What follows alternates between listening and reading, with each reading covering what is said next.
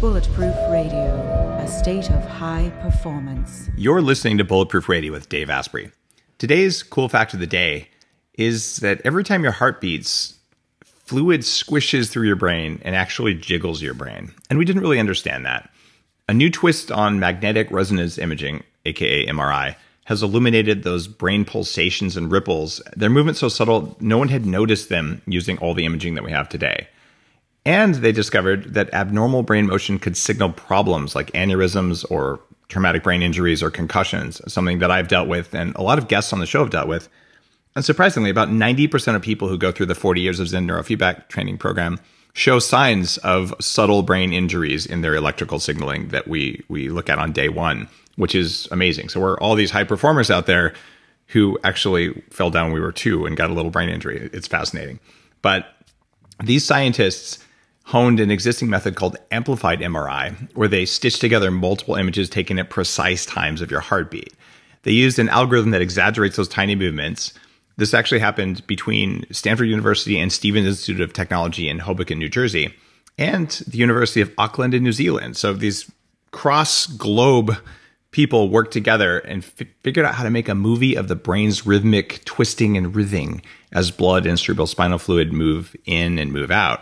And that new way to see how the brain moves is probably going to help scientists spot brain disorders or just lowering of performance way before we would any other way, which is kind of cool. Today's guest is Ryan Cummins.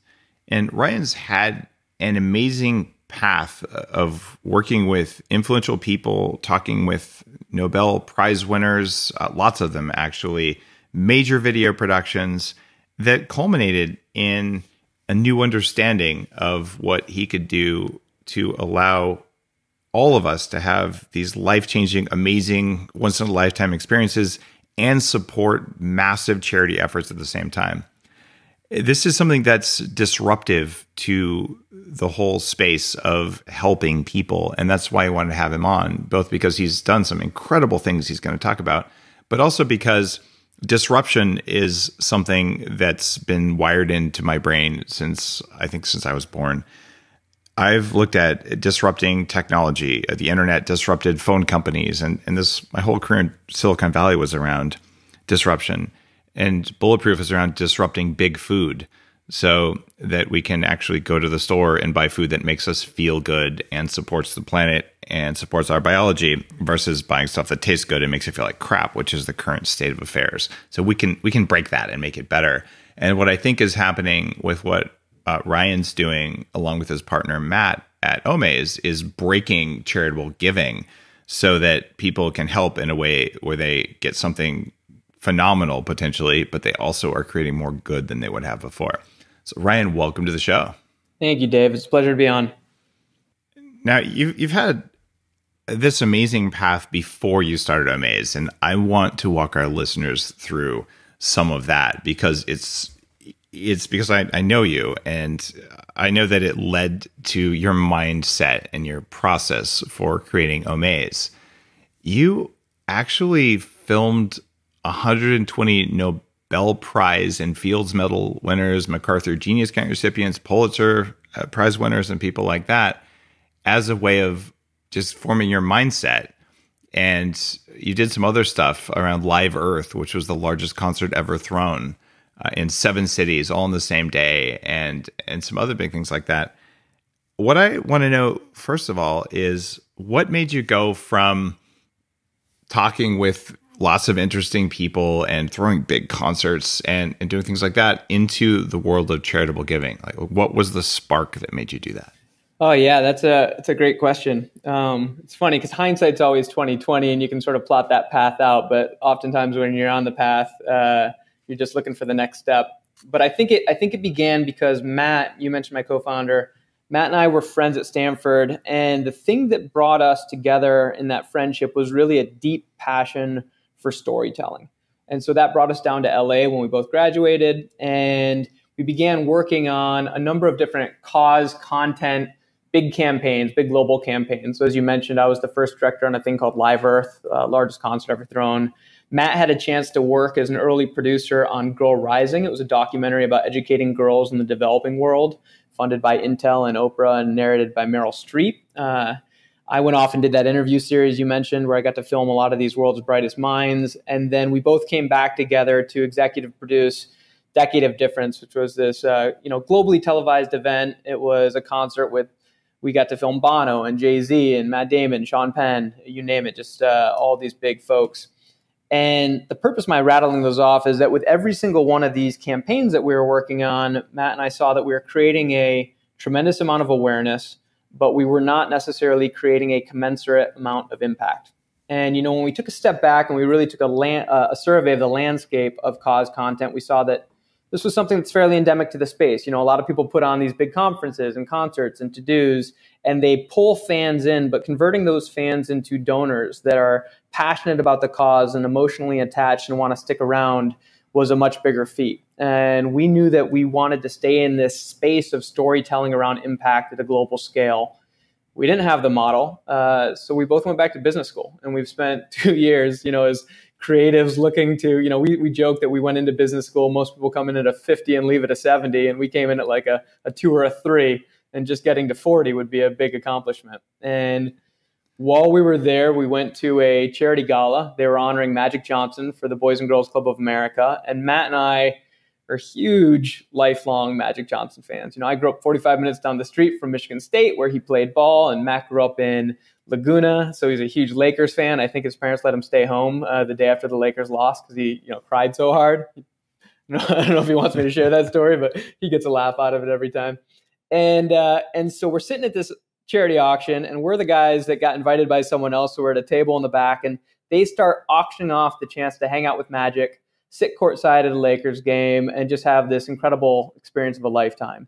And being the fans that we are, the auction kicks off and it's $50, and we both throw our hands up, and it's 100, and then it's 250, then it's 500, and we're sitting there thinking like, we're on loans in business school. That's half our month's rent at this point in time, and then it's 1,000, and we sort of sheepishly drop our hands, and it goes 5,000, 10,000, it clears for 15K, and Dave, to throw some salt on the wound, we knew the guy who bought it for 15K, and he's a Clippers fan. He wasn't even a Magic Johnson fan. So we're sitting there thinking, all right, here's this incredible once-in-a-lifetime experience.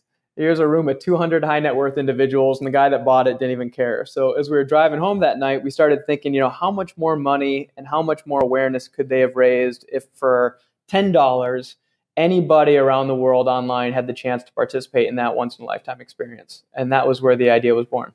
Let me walk listeners through what a charity gala auction actually is and how it works. And I know this because some of my friends run those, like the Unstoppable Foundation. And I actually donated enough to build 4 schools for girls in Africa, in villages where girls aren't allowed to get education this year. That's awesome. But the way these are set up is you generally spend about $1,000 to get a chair, and wealthier people will buy a whole table, like say maybe 10 seats, and then they'll invite some friends, or you'll spend $1,000 for a ticket to sit there. And the reason you spend the money is that it's going to cover the cost of this event. Maybe it's at the Beverly Hilton in Beverly Hills. It's going to be swanky. It's where they hold the Oscars or something like that.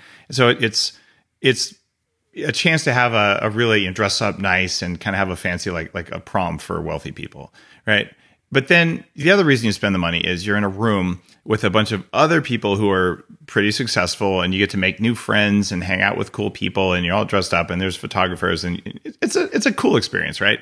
But then you sit there, and there's an auctioneer on stage, and they're auctioning off these things, and pretty soon there's people raising their hands. Yeah, I'll spend $50,000 on that.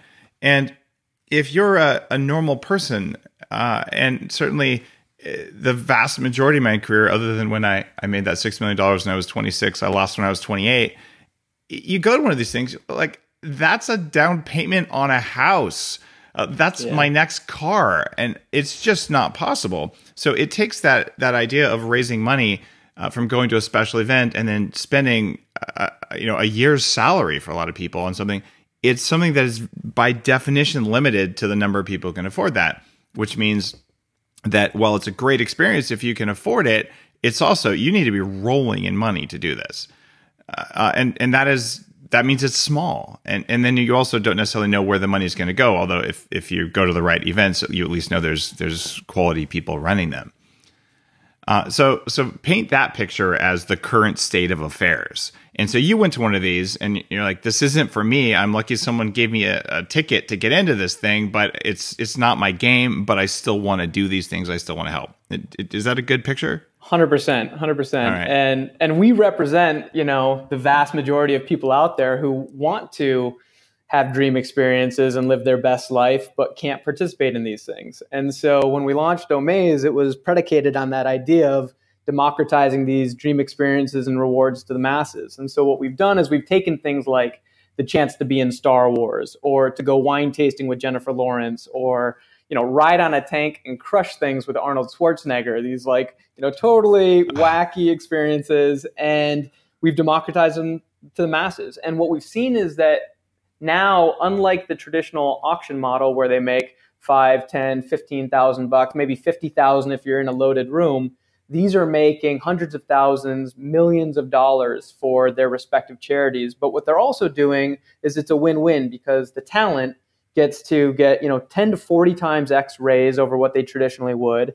The nonprofits get to continue doing what they should be doing, which is boots on the ground work. And the donor, guys like you before you were 26 and made all that money, or me when I'm broken in business school, suddenly get a chance to participate in these once in a lifetime experiences. And that's really the beauty of the entire model. The other thing that attracted me to Omaze and had me want to get you on the show is that when I've donated to causes, you say, you watch something on TV or someone hits you up in a mall and sort of guilts you into spending $10. And you say, okay, well, I guess I should do it. It'd be a good thing. But you do it, and it isn't necessarily a positive thing. And giving is supposed to feel good because you genuinely know you're helping another person. So there's a selfish part of giving for everyone. Anytime you help another person, it's selfish, right? Of course. It's selfish because it really feels good to help other people. I certainly enjoy doing it, and you can help them financially. You can help them by carrying their groceries. It doesn't really matter. You help another person, it makes you happy, right? And acknowledging that's cool. But if the way you're getting happiness from a traditional mass donor thing is you're getting happy because they've created guilt and then you remove the guilt, that isn't really happiness. It's just kind of bringing you back up to normal. And what you're doing with Omaze is different. Walk me through why people donate with Omaze versus an older model of mass giving. Sure. Well, first of all, individual giving in the U.S. is a $330 billion market, and only about 7% of that is online. So right now, you see how archaic philanthropy really still is. So what Matt and I were talking about is we have this background in storytelling, but what if we put that background in storytelling on top of a layer of traditional e-commerce and technology? Could that really open the floodgates? In just a couple years, we've now ended up raising over $100 million for charity at $10 a pop, and that's from donors from 180 countries around the world. So there really is an appetite globally for people to be able to participate in these types of experiences. But when you ask about like a specific experience, let me tell you the story like Robert Downey Jr. So here's a guy, he's Iron Man, he's Tony Stark, and he is a very, very philanthropic person, really wants to, as you'll find with a lot of these celebrities are some of the most creative people in the world. They're the most passionate people, and passionate people care about changing the world. And so when we first met with Robert Downey Jr., he wanted to help build a new hospice center for kids. So it's a remarkable charity called Julius House. And what they do is they provide essentially a refuge for families who hear these kids who've been dealt a terrible hand, but then there are their parents who sometimes only get 2-3 hours of sleep a night, or they're siblings of these kids who have no idea at 4, 5, 6 years old why their parents aren't paying much attention to them and what's going on with their other siblings. So it really is a tough hand that these families are dealt. And what these hospice centers do is they give those parents an opportunity to have a dignified night of sleep. They give the siblings a chance to meet other siblings, and they give these kids who really have it the hardest a chance to really play and enjoy life. And so Robert came along, and Julius House wanted to build a brand new hospice center. They said it was going to cost $1.75 million, and that would usually take them 2 years. So he offers up the chance to have the best night of your life with Robert Downey Jr. You fly in a helicopter over the Hollywood Boulevard sign, you go indoor skydiving, you then get suited up in a tux or a gown, have a caviar toast with RDJ himself, and then ride in his motorcade to the premiere of Avengers before hanging out with him at the after party. So like just that's pretty epic. nutty epic experience. And in 5 weeks, he ended up raising $2.2 million.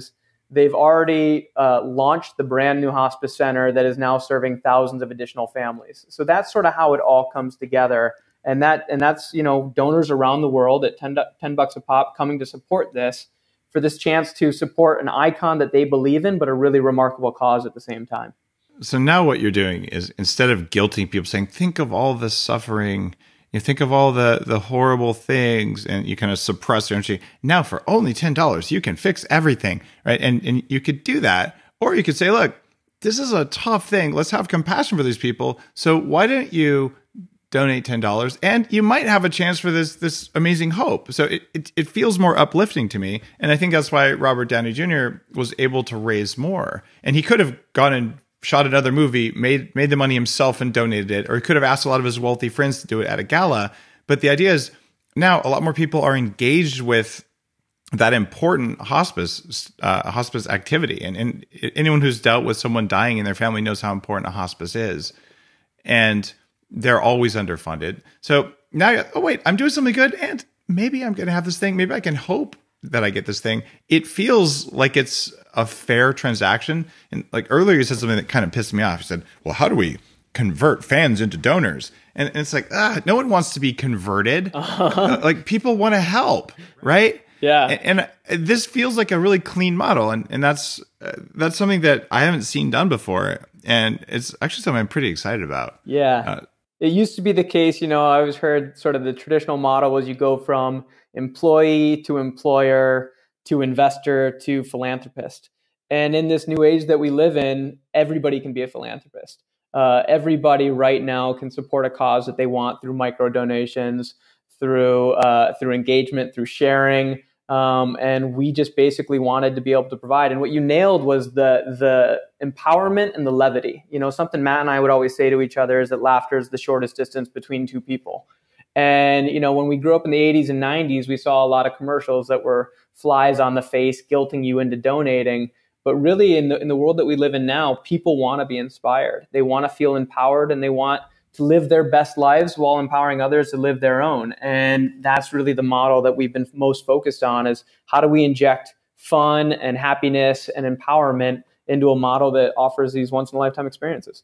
Tell me one more of these completely unbelievable things that you've actually offered up for people, just because some of these are fascinating. Actually, tell me your two favorites. Yeah, sure. Well, I'll start by saying it was a hard road. This was not a success right out of the gates, and we had a lot of stumbling blocks early on, a lot of learning. One of my favorite experiences, which did not raise a lot of money in our first year, was the chance to play Battleship against 4-star Admiral Mullen. And an incredible experience, awesome. But it turns out that Admiral Mullen doesn't have a massive social media following, rightfully so. That a 7-year-old won that experience and beat him twice, by the way, which is amazing. But as we refined the model and learned how to add the storytelling to it, we went from $500 raises, $20,000 to $50,000 on up. We did one that was the chance to ride in a Winnebago with Bryan Cranston and Aaron Paul, the 2 stars of Breaking Bad. So you got to get dressed up in hazmat suits and ride in a Winnebago to the season finale of Breaking Bad with them. And that ended up raising $1.7 million for Kind Campaign, which is a remarkable anti-bullying campaign started by Aaron Paul's wife. Man, Revolver magazine once called me the Heisenberg of coffee, which was... It was the single nicest thing anyone's ever said about me, as far as I can tell. And it turns out that some of the people behind Breaking Bad are also bulletproof. So I have one of 300 signed prints of the diagram of the lab underneath the laundromat hanging downstairs at Bulletproof. Well done. It's just one of my prized possessions. So yeah, I would have totally done that. And since we're talking about Breaking Bad stuff, let's see. I think it was Ryan Cranston. I'm just going to tell a story. This is about storytelling anyway. So early in the start of Bulletproof, a lot of people don't know this. People think I've been some sort of gazillionaire for my whole life. No, I lost all of my money when I was 28. So I had this taste of wealth, and then I worked and I had mortgage payments and rent and all that stuff, like almost everyone. And at the beginning of Bulletproof, I self-funded this thing. So I was scraping the bottom of the barrel. And I helped a professional poker player go bulletproof to the point he had never read a book. And when he got his brain working, all of a sudden he could just read. And he said, Dave, one of my buddies just bought you a ticket to a celebrity charity event, but it's a poker tournament. So I show up, and this is Matt Damon's charity. And I'm like, I have no idea what to expect. I haven't been to a charity event since I was 25, and they've changed a little bit. And it's at a very, very successful Hollywood person's house. And there's all these famous people. They're all just playing poker. And I'm wearing my yellow glasses, the True Darks. So they think that I'm a professional poker player. And I ended up winning. I was the chip leader at the end of the first round, not because of great poker skills, because I'm like, it's not my money, and it's all to raise for charity anyway. So if you win or lose, there's no difference. So I have this huge stack of chips, and I end up at the final table where Ryan was, Brian was, and there's also Larry David and Tim Tebow and all these people. And I'm just gonna admit it, I didn't recognize Tim Tebow. So he's sitting next to me, and everyone thinks I'm going to win because I'm clearly a professional poker player because they have no idea who I am. And I have yellow glasses, which means I must. So anyway, I'm sitting there, and I'm about to say to Tim, hey, man, you look like you work out a lot. Like, what's your deal? Like I want to get your back. And then someone calls him Tebow, and I'm like, oh, thank God someone told me who he was. Yeah. And I took Larry David's money, and he acted just like you'd expect Larry David to act. But that was the first time that I met Brian, and I saw him again years later at one of Oprah's things. But it was so funny because this event raised many millions of dollars, but these are people who just didn't mind spending 25 grand to buy into the poker tournament. I did not have 25 grand in the bank when I went to this thing. And my company did, but I did not personally even have that much money. There was no way I could have had that experience. Except for the kindness of a friend who I'd helped and without expecting anything in return. That's awesome. Right. And so when I think about that as the prototypical charity thing, it's not accessible to us, to almost anyone. You have to know the right people, and you have to have lots of money and be willing to spend it on a good cause. And that was an epic experience in and of itself, but it would have been 10 times more epic, what you're saying now, for $10 if you're the person who wins it, to ride into Winnebago with those guys for my favorite show ever. So it's that disparity where where these peak experiences ought to be more democratic than they are now. Yeah. And what's crazy, we actually did a chance to go to one of those poker tournaments with Matt Damon and Ben Affleck. So you had a chance to do Ben Affleck was there too, of course. A double date with the two of them night on the town. God. And they are just hilarious. And incredible supporters. Matt supports water.org, and Ben supports... that's what this was for. It was for water.org, actually. Yeah. And Ben does the Eastern Congo Initiative. So yeah, it's awesome. I'm glad you had that experience. We did another one. It was the chance to hang out on set with Emilia Clarke on the final season of Game of Thrones. Wow. I feel like you might have liked that one.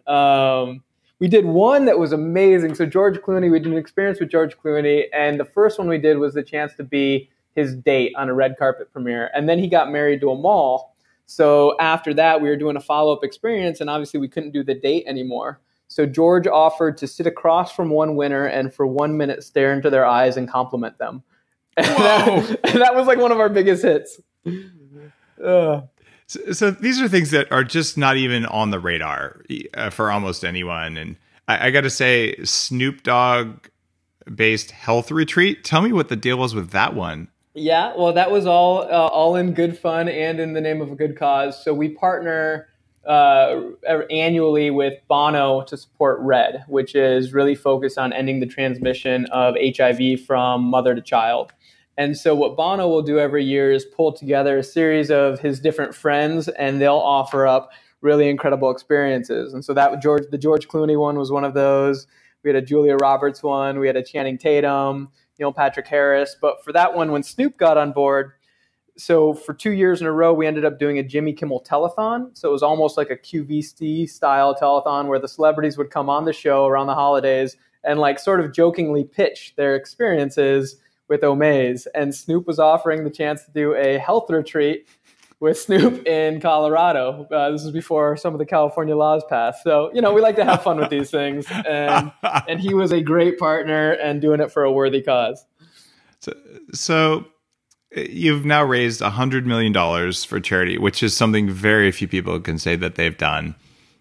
You being Omaze, the nonprofit, it's you and Matt and just the whole team there.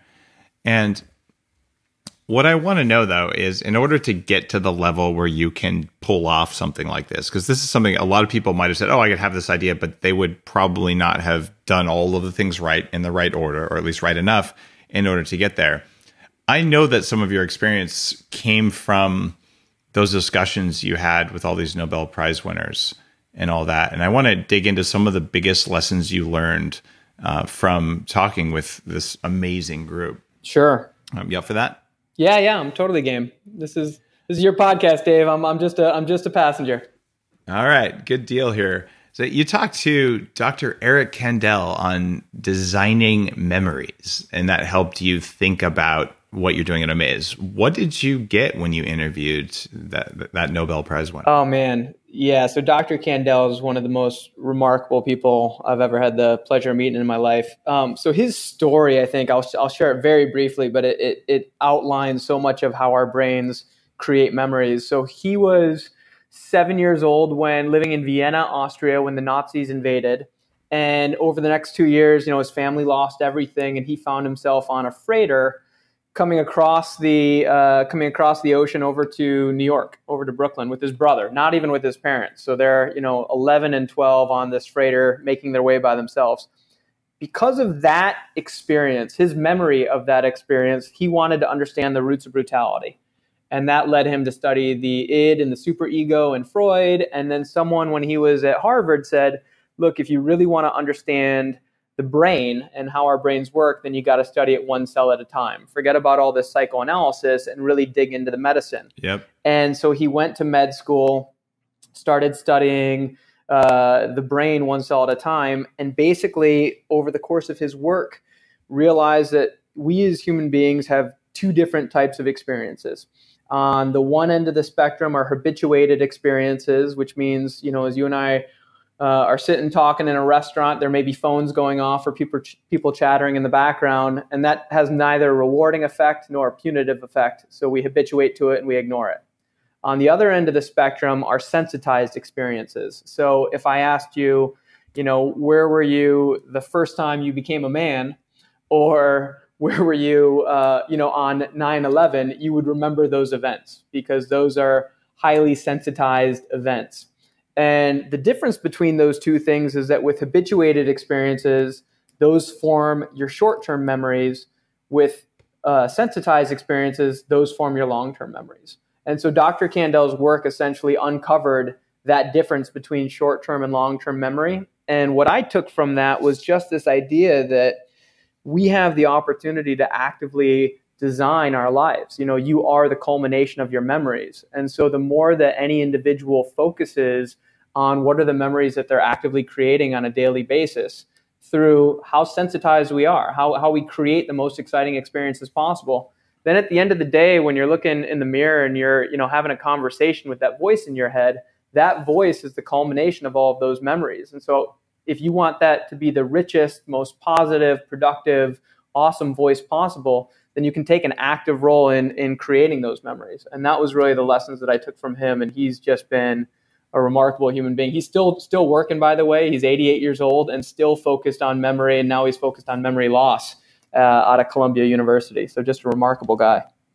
All right. That's a pretty amazing thing to pick up early in your career. How old were you when you interviewed him? I was 27 at the time. I was 27, and when I was about 21, just arrived in LA, and I wrote down that before I finished that decade, I wanted to sit down with as many of the world's brightest thinkers as I possibly could. And so after finishing Live Earth, I had a little bit of a platform there. And so I went out and just started interviewing some folks, Noam Chomsky and Eric Kandel and a guy named John Hennessy, who now is the exec chairman of Alphabet, which oversees Google, but he was at the time the president of Stanford. And I just had a series of 6 questions that I was asking each of them that I was trying to figure out for myself. But then I cut a deal with them where if they liked my interview and they liked the questions, they would introduce me to the next 3 people. So I went from 3 to 9, 27, and very quickly ended up having a couple hundred people that I'd filled my brain with. That is a powerful way to accelerate your growth in your career in your mid-20s. And this is something that I didn't get when I was around that age. I grew up thinking that no one wanted to help, believe it or not. And I don't know where I got that, but I sort of like the world's a mean place. And in fact, I can tell you where I got that now. I got that because I was born with the umbilical cord around my neck, and so I came out fighting. I came into the world thinking, man, it's a bad place here, and I was wrong, and I reprogrammed all that. But it meant that I had almost a combative way of getting ahead, and it worked. I made $6 million when I was 26. I'm not complaining, and even losing it was a huge lesson. But I lost it in part because that mindset that people aren't here to help, and I was too arrogant to learn from people. And I look at my contemporaries who are my age who did learn from other people. You get Mark Andreessen. Wrote the first web browser. I was the first guy to sell anything over the internet. Like, he's a multi-billionaire, and I'm not. It's because he was smart enough to go out and learn from people who do stuff, and you were smart enough to do that, and I wasn't, and I'm just catching up now. So what made you smart enough or open enough or interested enough to do that in your mid-20s when, frankly, a lot of people don't get there until a little bit later in life? So you were ahead of the curve. What in your life made you ahead of the curve to just want to go do this? I appreciate that question, but I feel like I honestly can't take that much credit because when I first started doing those series of interviews, I think I thought I was a lot brighter than I found out that I was. I started and like I said, I had sort of these larger 6 philosophical questions, but what happened, I listened to the first 10 interviews that I did.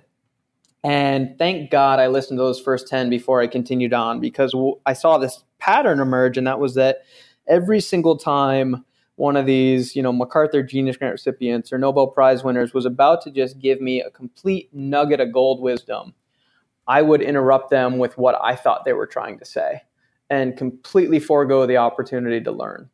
And that idea really completely changed me in that moment. I went from being someone who I probably, not necessarily intentionally, but passively spoke with a little bit of an air of righteousness, a little bit of an air of knowing, and realized in that moment that by carrying that as a mindset, I was preventing myself from actually truly knowing just by listening to people and gaining their knowledge. You don't gain a whole lot of knowledge talking, was what I learned. And so I shifted at that moment to questions, which is something you do so well on these interviews. I had an opportunity to sit down with a guy named Mac Maharaj, who spent 13 years in prison with Nelson Mandela. They were adjacent cellmates, just breaking stones in a quarry. And I just happenstance ran into him while interviewing another guy named Gilberto Gil down in Brazil.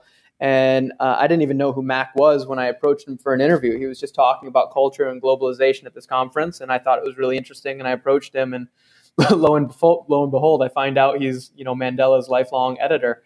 And we're sitting there in our interview, and he said this thing to me, which has always stuck with me, which was that the most important thing for a society to do is not to focus on the answers, but to collectively come together around what are the single most important questions at that point in time.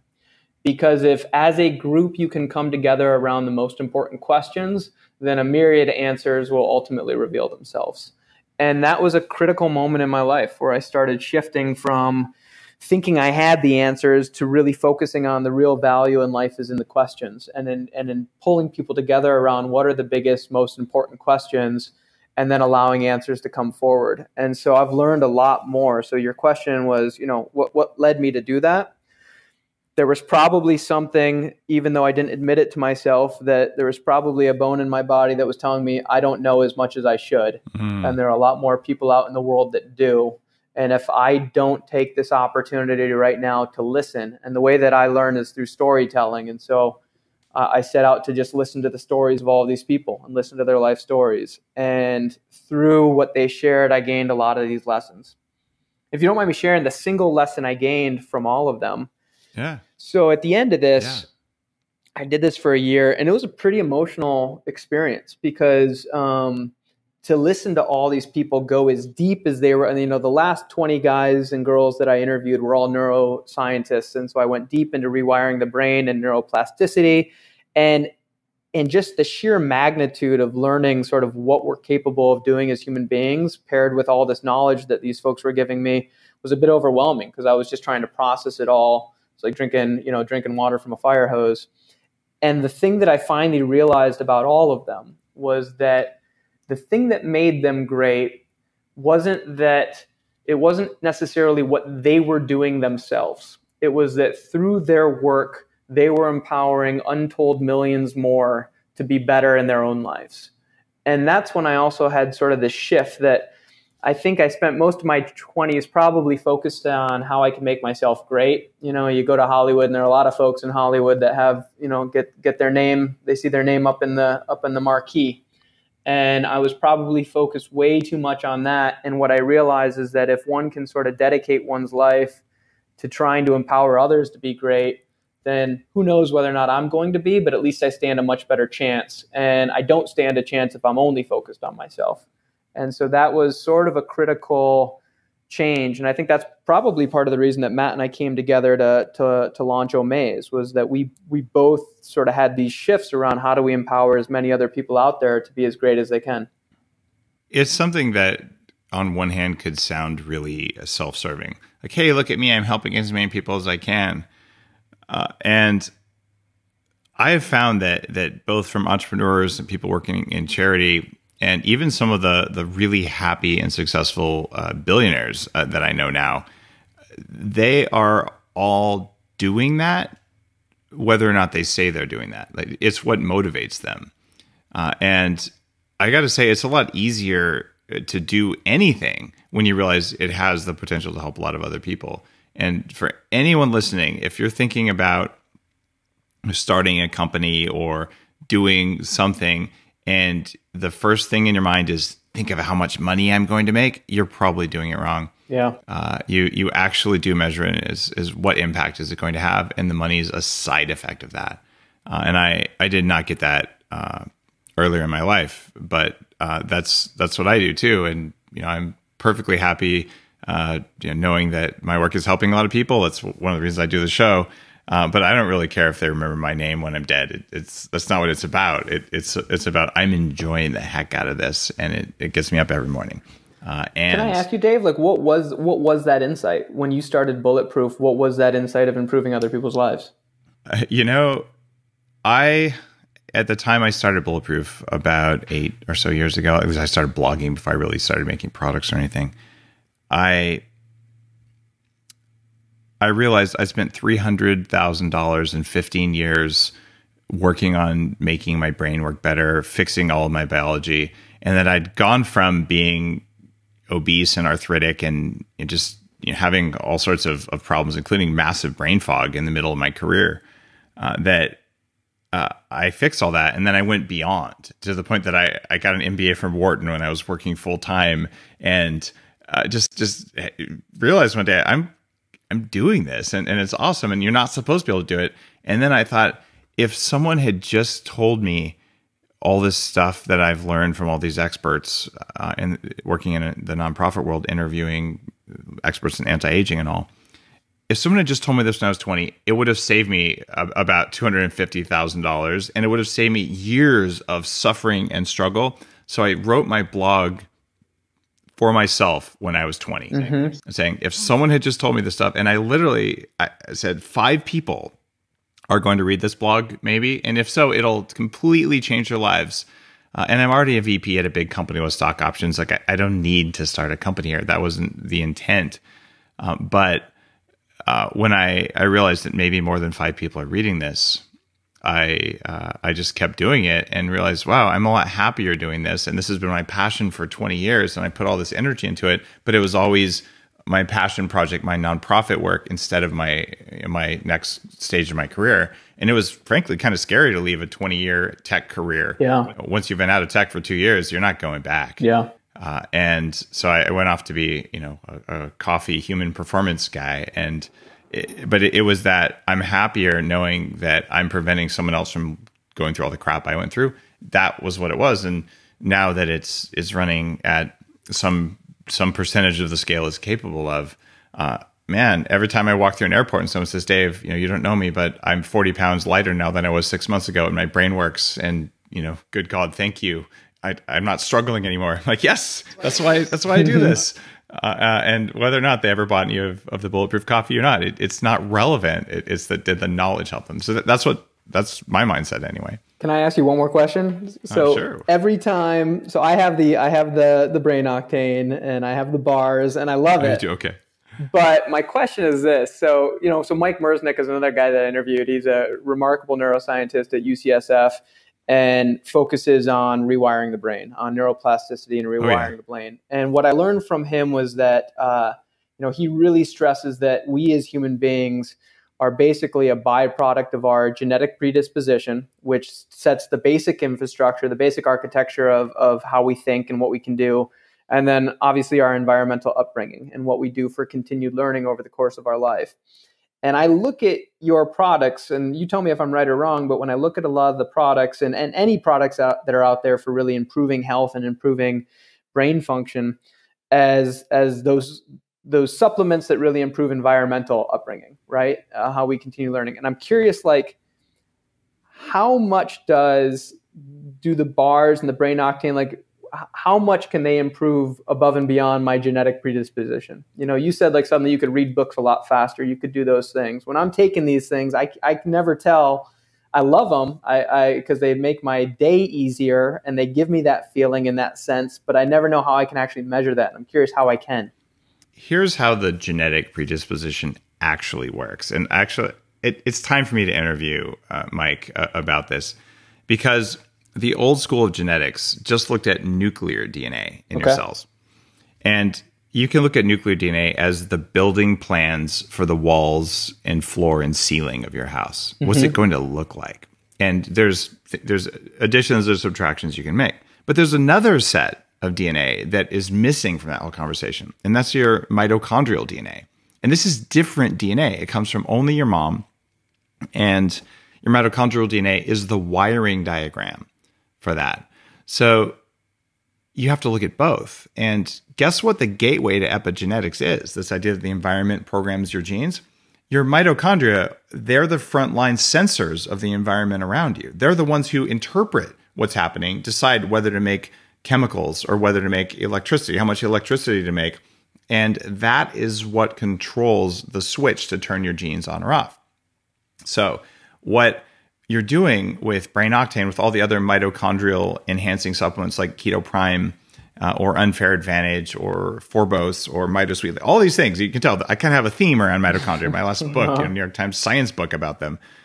It's because when you can provide more power to your environmental sensing and power generation network, A, you're more aware of the environment around you, and B, you have more energy. And then that energy goes back and turns the genes on or off in your nuclear DNA more accurately, right? So you do a better job of responding to the environment around you. And if you're a biohacker, you change the environment around you so that your body responds in the way you want it to respond. And what's happening here is 48% of people under age 40 have early onset mitochondrial insufficiency. In other words, they take a unit of food and a unit of air and they don't make a unit of energy. Which they're supposed to. They make a fraction of a unit of energy. And everyone over age 40 has that. So my supposition to you would be that unless your mitochondria are working really, really well, and you have a lot of them, that they are going to be making less energy, which is going to make you less able to express your genetic potential, as Mike Merzenich would put it. Got it. And that said, they're probably, and then you can use epigenetics to turn on the switches you have. And if you simply don't have something in your nuclear DNA, so you can't turn it on or turn it off, as long as you know what that is, and I have my full human genome sequence, now we can know what that is, then you know your strengths and your weaknesses, and you can exercise in a way that supports your nuclear DNA. But if you don't have the mitochondria to do that, it sucks. So what we're doing is we're focusing on that sensing network and power generation network first, because that allows you to fully express your genetic potential and to even avoid the pitfalls that are there. Long answer, but yeah. What the other question I have is, so when I listen to your podcast or anything that's on brain enhancement, despite the fact that I like to talk about that I interviewed all these folks, like there's still a very low ceiling for what my knowledge is of the actual brain. I've not gone anywhere near as deep as you or these guys have. Wait, hold on a second here. You're the guy who got an actual human brain in fifth grade for your science project. How did you learn that? Oh, it's on the website, I think. I do my research. Yeah. Oh, yeah. That was. Can you believe that they gave a fifth grader a slice of a human brain to take home? It was literally sitting in the fridge, and my parents got home and looked at it, and they were like, "What is that?" And I was like, "It's a human brain." So another story. Yeah. For folks that I consider myself, a casual learner in this space, what's the most simple way? Because Nick Foles was on, and I listened to him talk about taking in all these different supplements and trying to and measuring sort of his results without learning the full encyclopedia of knowledge of all of these different aspects of the brain. Is there a simple primer for as I test and as I experiment with different supplements or different enhancers to very clearly measure, other than just emotional or feeling like this is working, this is not working? Well, the gold standard is actually EEG neurofeedback. Okay. Or you can do some unusual tests in university labs that look at oxygen utilization to see if your mitochondria work. And that said, most of us aren't going to be doing clinical grade 24-channel stuff like we do at 40 Years of Zen. So there are a bunch of different apps out there on the iPhone that look at short-term executive function, things like finger tap test speed, like how fast can you tap, how is your working memory, and these are measures of short-term executive function. And in fact, in the Bulletproof Diet, we ran a study with an open source version of those things that was actually IRB, Institutional Review Board, approved. And we found statistically significant improvements in 6 of 7 measures of executive function from bulletproof coffee, from the actual mold-free beans with butter. We didn't even have brain octane in it for that test, compared to street-grade coffee with or without butter. So it turns out removing toxins from coffee seems to make a difference, a statistically significant difference in that study, which is cool. So you can get short-term. It takes about 6 to 10 minutes, depending on the set of tests. I wish I could recommend a specific app. I don't have one of those that I use regularly right now. Oh, that's helpful. Thank you. And speaking of that, you just gave me an idea that just popped into mind. I don't know if it would be a useful way to raise money for the nonprofits you're working with Omaze, but I could do a 40 Years of Zen experience. I love it. Maybe like with a phone call with me ahead of time or something. And I regularly donate these $15,000 5-day all-intensive brain upgrade experiences at these celebrity gala things or galas because it's one of those things that really changes someone's entire brain. But if I qualify as a mini celebrity compared to these amazing people you work with, I'd love to support Omaze by letting people spend $10 for a chance to go to 40 Years of Zen. So it'd be a one-on-one 40 Years of Zen with Dave Asprey, and then you get to. Well, I'm not going to spend the whole 5 days there with them. I haven't had 5 days there. I'd actually love to do that. But what I would do is you're getting 2 neuroscientists and facilitators in a $2.5 million facility, and I would spend one-on-one time with the person ahead of time. I love it. And just basically ahead of time, an hour after an hour, where we get to actually talk about, okay, what do you want to hack in your brain, and what were your results, and what's your follow-up plan? So that sort of custom thing I don't normally do anymore. I love doing it, but I just don't have time because I'm I'm focusing on Bulletproof and the show and my next book and all. Awesome. What would the charity be? We have to figure it out. Something brain related. I'd probably talk with Maria Shriver about Alzheimer's. Great. A lot of the stuff that enhances mitochondrial function directly impacts Alzheimer's disease. In fact, I believe that through my work at Bulletproof that we've already reduced the incidence of Alzheimer's in the country in a meaningful way. And I can't say which products and studies do what, because unfortunately food companies aren't allowed to speak the truth in the U.S. But I know what I'm doing. So I like to support Alzheimer's and autism research. So I would talk to Maria about supporting some of her efforts on Alzheimer's. So let's do it. So right. 40 Years of Zen with Dave Asprey. Sweet. To support Maria Shriver's Alzheimer's Foundation. Just found a way to give away another 40 Years of Zen. That's Omaze.com/Dave. All right. We'll do that. That just made that up, but I'm glad you asked me how to measure your brain, because that's what made me think about it. Oh, thank you for that. Now, I want to ask you one more question, Ryan. Okay. If someone came to you tomorrow and said, I want to perform better at everything I do as a human being, what are your 3 most important pieces of advice? What would you tell them? And your answer is kind of special, because you interviewed 100+ Nobel Prize winner, et cetera, and you've interacted with all these other people with Omaze. And also, so maybe you've learned from a few other people when you offer your 3 pieces of wisdom. What are they? Oh, that's a great question. So the first thing I would say is define your higher purpose. So this goes for both your company or for yourself. So when Matt and I launched Omaze, we spent 6 months before we did really focused on the higher purpose, and we came up with this concept of we serve world changers. And for myself personally, I've developed a higher purpose, which is to empower as many people as possible to be the best expression of themselves. And what that higher purpose does is it really gives a North Star for all behaviors and actions. You can tell very quickly whether or not the decisions you're making in life fall under that higher purpose or fall out of it. And paired with that, we did an experience with Star Wars. It was a chance to be in Star Wars, and J.J. Abrams said something that I think sort of connects to this higher purpose. So J.J. Abrams and his wife, Katie McGrath, are 2 of the most brilliant people I've ever had the opportunity to sit with. And he said this thing where he said, for a story to be truly great, the protagonist has to have something that they want to have happen with every fiber of their being, and a very clear tragedy that will result if it doesn't.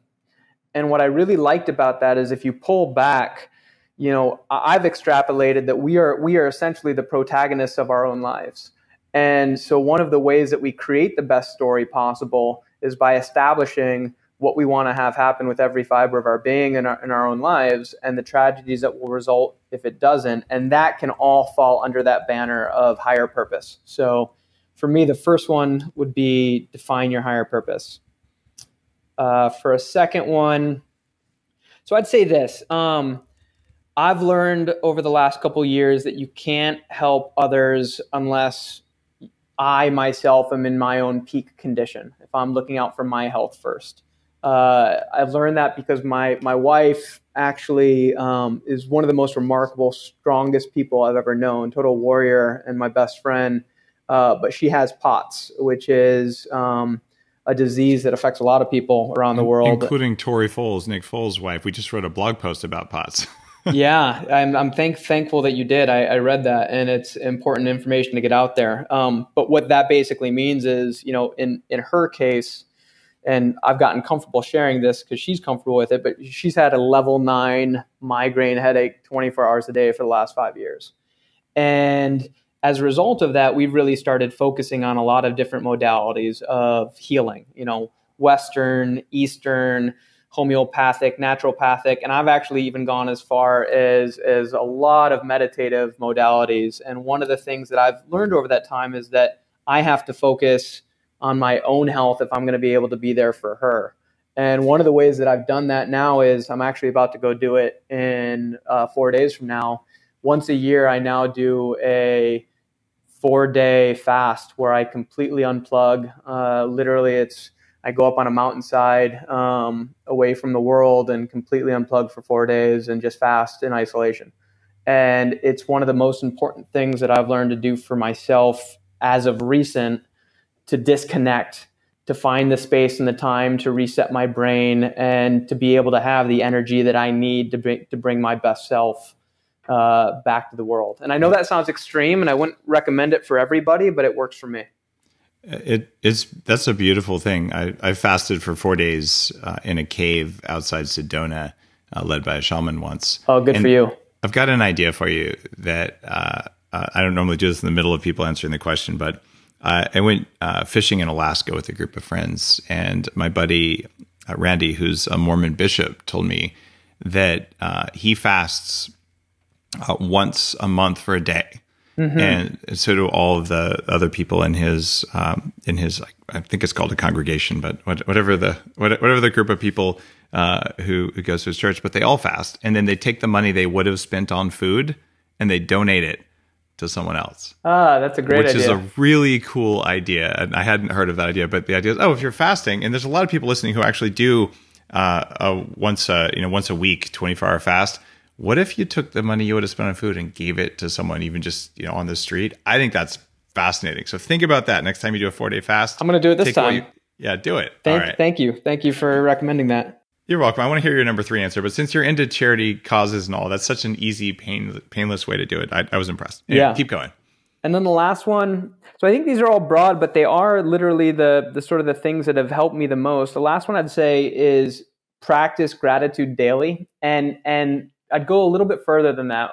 Something that I do is I do a practice called Wins Wisdom Gratitude, where every morning for 30 minutes I wake up and I spend 10 minutes focused on wins from yesterday, 10 minutes focused on reading some piece of wisdom, and 10 minutes focused on gratitude. And for that last piece of gratitude, I wrote down a list of the people that have had the greatest impact in my life. And I carry that list with me every single day. And what I'll do is every day I'll choose 1 or 2 people from that list and just text them a quick note of appreciation. And it's more than I love you, but it'll be something along the lines of, I text my brother the other day, thank you for showing me a model of what it means to really show up for your kids at a young age as a new father. Because I'm my wife to her, on the flip side, and the joys in our life, we've got a 10-week-old right now, and she is just totally rising to the occasion as a remarkable mother. But what my brother's shown me about, how to show up as a father, in addition to what my own father taught me, has just been remarkable. So that idea of practicing gratitude daily, it connects me with the people in my life in a way that I'm not just sort of casually thinking about them or occasionally, but I'm really intentional about thinking about folks that have really impacted my life, but setting a mindset of gratitude so that I think it releases friction, unloosens the knots, and allows me to sort of walk through life a little bit easier every single day. And so that'd be the last thing that I'd recommend. And so I'll end by saying, I guess I'm grateful for you, Dave, for being able to give myself and Matt and Omaze this platform to talk about Omaze, and for taking the time to talk about some of the people that I've had the opportunity to interview. So thank you. Well, thanks, Ryan. And there's a bonus piece of content here.